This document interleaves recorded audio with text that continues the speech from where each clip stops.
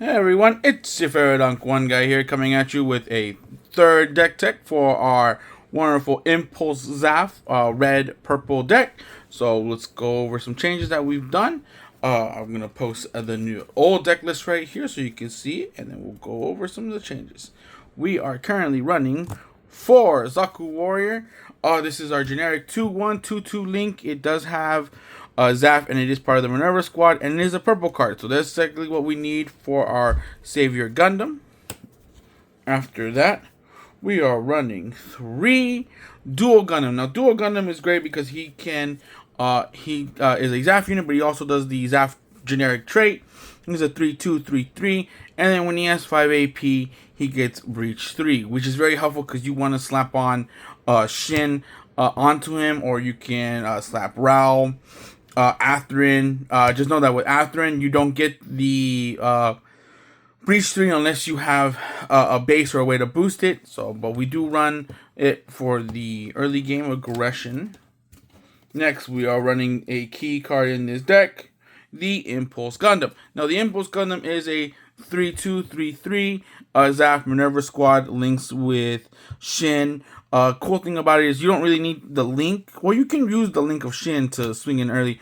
But what it is, it's the fact that activate main, you pay 2 resources, return this unit to the bottom of its owner's deck, choose one unit card with Impulse Gundam in its name that is level 4 or higher from your trash, deploy it. So this pretty much gets any card in your grave and then just brings it back, which is helpful. Really great. So another cheeky thing you can do with this, sorry, I don't mean to cough, is if there's no blockers or anything to stop it, you can swing with it, deal the damage, and then activate its effects. But 9 times out of 10, you are going to just play it and then play the effect to get one of these units. So the unit a couple units that we do run, we run 2 of the Sword Impulse. I want to bump this up to 3 only because I feel like seeing it more often in the grave is very important.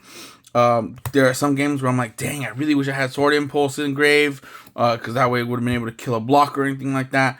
But unfortunately, we don't get it. But we do need it. So it is a 4-2. 4-2. Again, it does die to burn, but at that point, they are pretty much wasting either 2 or 3 resources to kill it. So sometimes they might not even burn it. So then you have a 4-2. They'll probably use like an Elrith, and then even then you're just trading an Elrith. And you want this in the grave because you want to use Impulse to bring it back, and then soon Destiny to bring it back as well. But its effect is on deploy. If you deploy this unit from your trash, you choose one enemy unit that is 3 or lower and destroy it. So this is again our Fatal Strikes on a body. And it has links with the Coordinator trait and the Minerva squad. So you can link this with Atherin to make it a 5-4, or you can link it with Shin to make it a 7-2. Doesn't matter. The point is, this guy's a big AP body when it matters. Other than that, you just use it for the deploy effect. Next, we are running 2 of the Blitz Gundam. Blitz Gundam so good. It is a 4-3-3-3 ZAFT. It does link to Nicole. We're not running Nicole, unfortunately. But on deploy, you get to choose one of your ZAFT units with 5 or more AP. It gains first strike until this turn. So if you were to use Providence and then deploy it, you can use the Blitz Gundam's effect to pick itself, but you normally wouldn't. You'll just use it to pick another thing. So what's great about this card, again, gives it first strike. So then you can use stuff like the Aegis MA mode, or you can use Saviour Gundam, you can use the Providence, you can link it with the Blast Impulse, you can link it with the Force Impulse to give it first strike. And giving something first strike on deploy is just so great. So we're running 2 of these bad boys. Next, we are running 2 of the Aegis Gundam MA mode. This is a 4-3-3-4, links with Atherin Zala, and it just has Breach 3.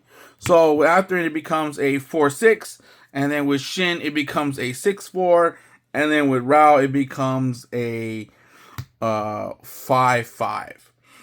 So this is great because this is again just breaching into things. So you want to just use it to just just clear bodies, and it's got 4 HP. Next, we got a card that I'm not 100% sold on it. I know it's good. I just when I played it, I've never really been able to get the effect off. But it is the Aegis Gundam. It's a 4/3/4/3, links with Atherin, and on the attack, if this unit has 5 or more HP, you get to choose one enemy unit that is level 5 or higher, and it deals just 3 damage to it, which is great for clearing out big bodies. You know, it helps us out get that number. Technically, this card and close combat does kill Gundam with Armor Roll Link. Other than that, it doesn't kill Gundam with Armor Roll Link because Gundam is level 4. Oops, my bad. It kills L Strike. No, it doesn't kill with Link, but it does kill L Strike. So hooray! But it also helps to clear other bodies, and because you are running a couple units with Breach, you can use those to just kind of circumvent and just kill. But again, that's why I'm not 100% sold on this card. My meta, we do have a lot of high bodies, but I don't know. I gotta play around with it a little bit more to see if I like it or not. But there's Aegis. Next, we are running for Blast Impulse. Blast Impulse is a great card. It is a 5/3/5/3. ZAFT and Minerva. It is a blocker. And this is something that you also want to see engraved. That way when you impulse it, you can get a 5/3 blocker out in the field. And again, whenever it blocks, it's going to kill. There's a lot of things in the game that just kind of rely on the 5 HP. And even if it had, like, say, for instance, 7 HP, we run close combats in the deck, so we're able to just kind of like, okay, cool, we'll block it and then we'll kill it, with close combat. Other than that, though, this is, a good fun card. I like it. And it reaches the purple number, which you need, again, for Saviour. Next, we are running 3 of the Force Impulse Gundam. Force Impulse Gundam is another recursion grave effect. It is a 5/4/5/4. ZAFT Minerva links with Shin, and then choose one Minerva squad unit. Now that's important. One Minerva squad unit without Force Impulse Gundam in its name from your trash and add to your hand, which is great. And this gets even better when Destiny comes out because this can fetch Destiny as well. So, hooray! Next, we are running our baby wing. We are running Saviour Gundam. It is a 6/5/5/4, links with Atherin, Breach 3, and then when link, if there are 5 or more purple cards in your trash, deal 2 damage to all units that are 5 HP or lower.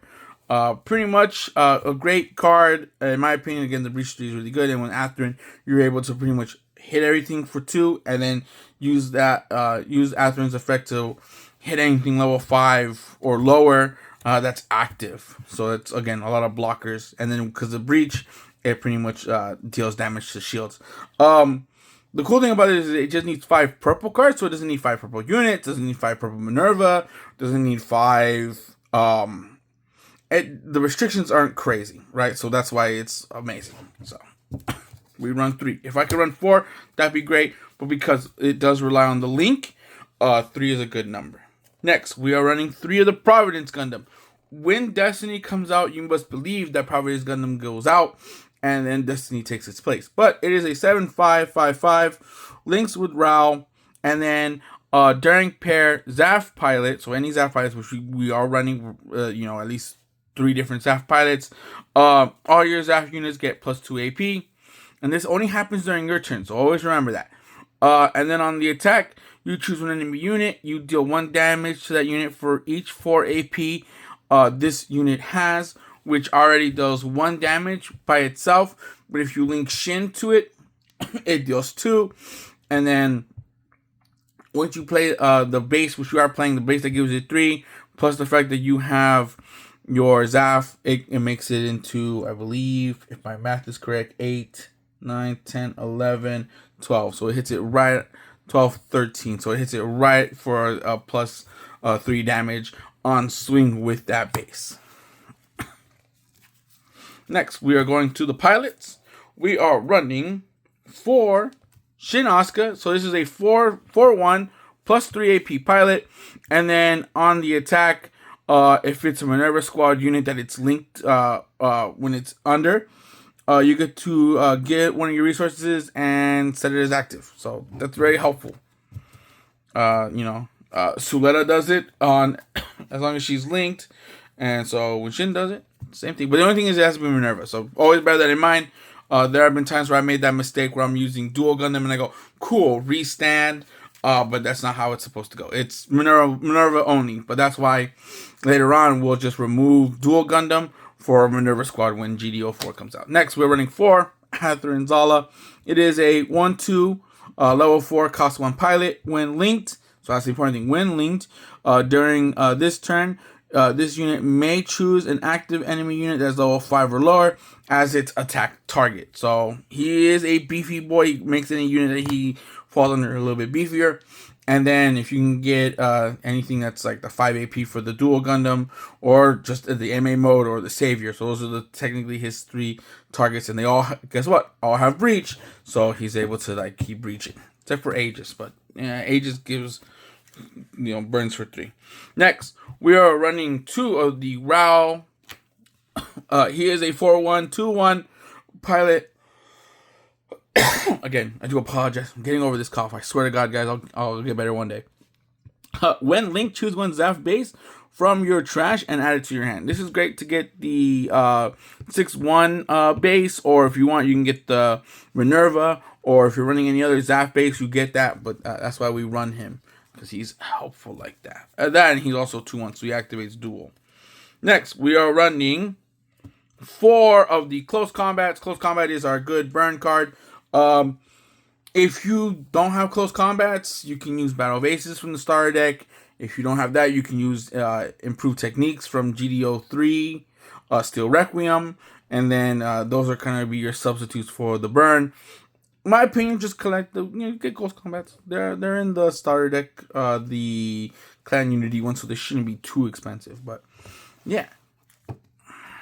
What can I say? Just a 2 burn spell is pretty good. Next, we go to the bases.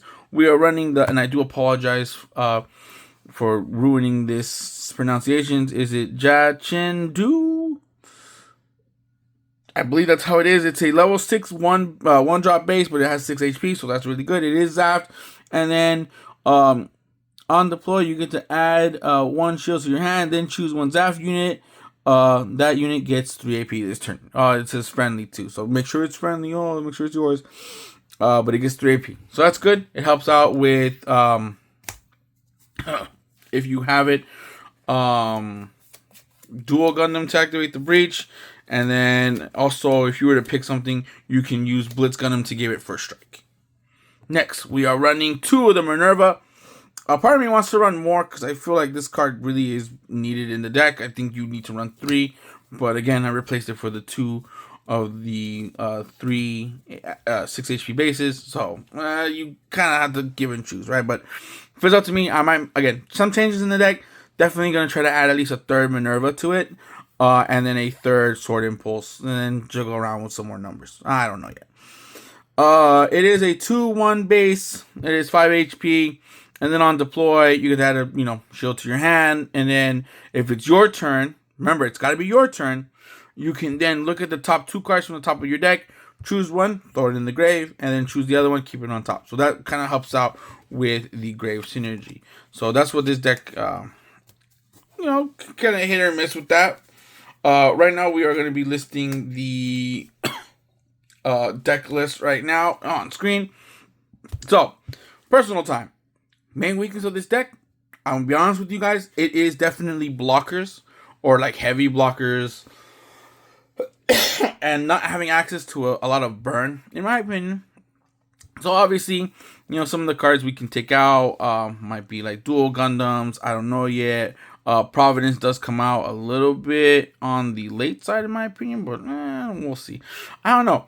This deck does have a 50% win rate. The first week I played with it, I won 3 of the games and lost 1. And then this time I ran it, I won 1 of the games and lost 3 of them. So, Blue White O really, really stomped me those couple of games. Other than that, though, I lost to Clan. And then we were able to win against Red White pretty well. Again, they didn't draw a lot of their cards. And then we did lose to, I believe, another Red White deck. But they had, their Link pilots, so there wasn't really we could do. They were pretty much good on curve. But that's the deck. in a nutshell, some changes I do want to make. Maybe one more round of changes before GDO4 drops, which drops in like literally at the time of this recording, I believe 2 weeks from now. So we'll see. Obviously, Destiny is going to change up this deck a lot, and all the cards that Destiny has. So we might actually form this into no longer being a red purple ZAFT. It might just be a white purple ZAFT. But we'll see. Time will tell. I do really love Saviour a lot, so I kind of want to keep playing with Saviour. So we'll just see where the chips lie. But again, this series is to take the starter deck and make it into something competitive. So whether I say, oh, I want to just do red and just stick to it, no. The goal of the deck is to make it competitive. So if purple-white is the competitive option, then that will be the thing that we'll be playing. But I'll see you guys in the next one. Take care and be safe. Bye.